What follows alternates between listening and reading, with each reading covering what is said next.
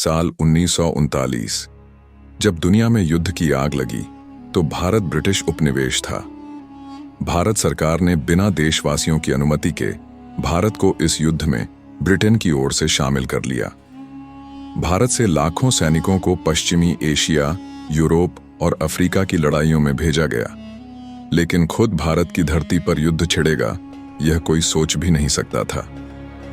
Burma में अंग्रेजों की हार के बाद जापानी सेनाएं भारत की सीमा के बेहद करीब पहुंच चुकी थीं और उनका अगला निशाना था मणिपुर। मणिपुर भारत का उत्तर पूर्वी राज्य जो बर्मा से सटा हुआ है। यहाँ की राजधानी इंफाल और छोटे छोटे कस्बे ब्रिटिश भारत के लिए रक्षा की अंतिम सीमा बन चुके थे। जापान जानता था कि मणिपुर को जीतने का मतलब होगा भारत के पूर्वी दरवाजे को तोड़ देना। 1942 में जापानी वायुसेना ने बर्मा के मोर्चे से उड़ान भरते हुए मणिपुर पर पहला हवाई हमला किया। यह हमला इंफाल और आसपास के इलाकों पर केंद्रित था, जहां ब्रिटिश सेना की चौकियां और रसद डिपो थे। यह पहली बार था जब भारत की धरती पर किसी विदेशी ताकत ने हवाई हमला किया था।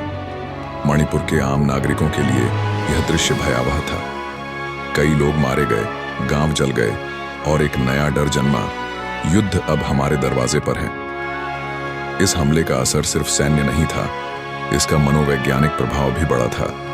भारत की जनता को अब यह एहसास हो चुका था कि युद्ध केवल विदेशी भूमि तक सीमित नहीं है।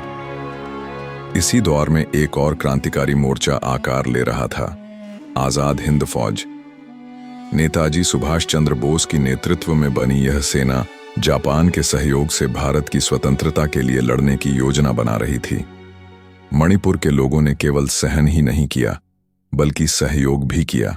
उन्होंने ब्रिटिश सेना को स्थानीय समर्थन दिया, रसद पहुंचाई, घायल सिपाहियों की देखभाल की। उनकी बहादुरी को आज भी इंफाल युद्ध और कोहिमा की लड़ाई के संदर्भ में याद किया जाता है, जहां भारत की धरती पर द्वितीय विश्व युद्ध का सबसे निर्णायक संघर्ष हुआ। 1942 का यह हमला सिर्फ एक सैन्य घटना नहीं थी, यह भारत के इतिहास में वह मोड़ था जहां स्वतंत्रता की लड़ाई और वैश्विक युद्ध एक दूसरे से टकराए। आज मणिपुर और इंफाल में उन युद्धों के स्मारक मौजूद हैं जो हमें याद दिलाते हैं कि भारत ने केवल स्वतंत्रता ही नहीं बल्कि विश्व शांति के लिए भी अपना बलिदान दिया है।